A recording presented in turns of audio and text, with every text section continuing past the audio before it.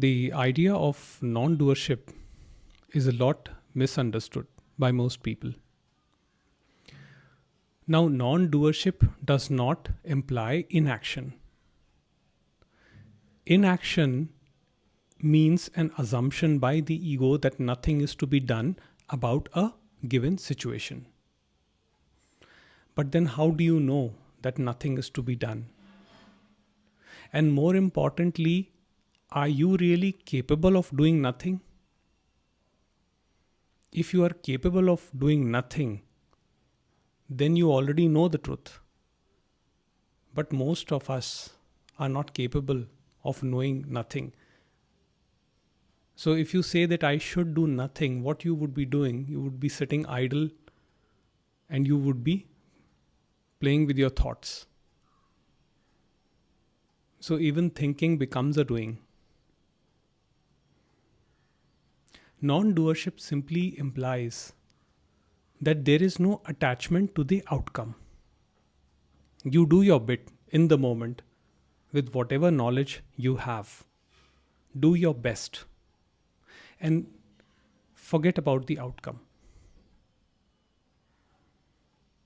And this is something which is very difficult for a majority of us because we have been conditioned in doership throughout our childhood.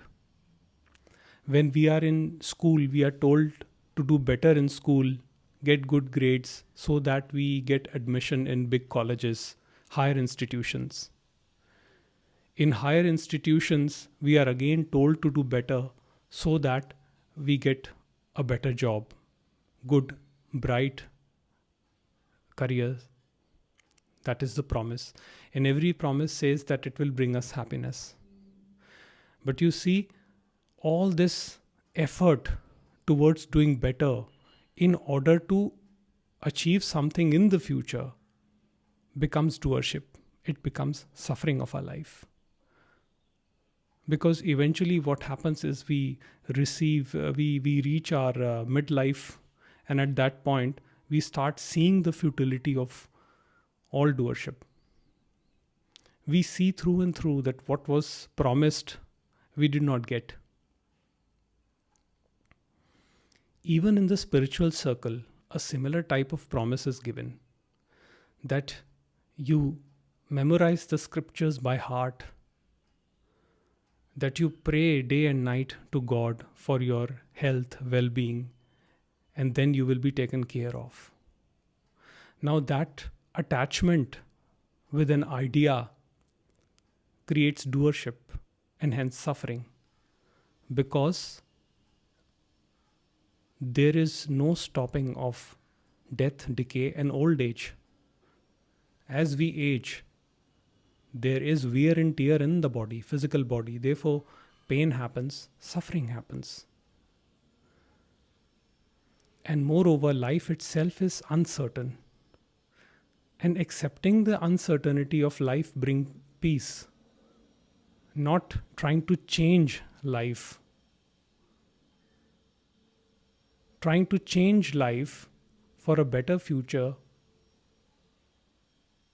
for an idea of a secure future, becomes doership. Because then I'm constantly chasing an idea of happiness, but I have no clue as to what happiness means. So we get so hooked on to the ideas, these glorified utopian ideas of permanent bliss, happiness, security, stability in life, that we forget what we are right now, here and right now in this very moment. And that brings suffering. So progress and growth is a natural outcome of the action. As I said, that you are not capable of inaction. You have to do something. Even if you say that I'm not doing anything, you are with that thought in your mind. So that itself is a doing. And moreover, it is important for the mind to get tired. It is important for the body to physically work out. Otherwise, you will not get a good night's sleep. Therefore, that aspect to keep a healthy body, to maintain a healthy mind, is not doership. That is the self-preservation aspect of the ego, which is required in daily living to have a healthy functioning, to have a healthy relationship with others. Because if you are in pain, if you are sick, then it will be very difficult for you to work. But as regarding the future growth, the idea of a glorified future, of a blissful future, of a secured, retired life, all those ideas are future oriented. And they come from the past.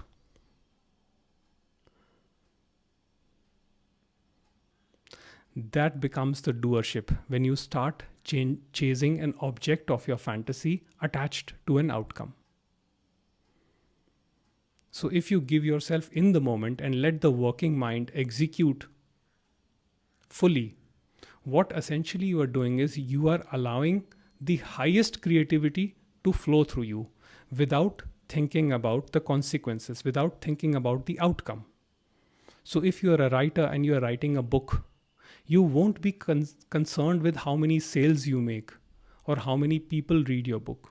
What you will be satisfied is that you have allowed this mind-body organism to execute the will of energy, and something creative has come through you.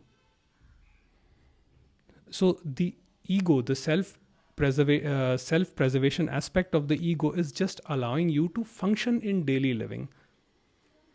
So when you're sick, you take care of yourself, right? That is the self-preservation aspect. It is not that ego which is the problem. The problem ego is the one which wants to become or unbecome, which says that I am not enough, but only if I do this or do that, only if I achieve this or that, then I become worthy, then I become fully secure. That is the one which is the problem.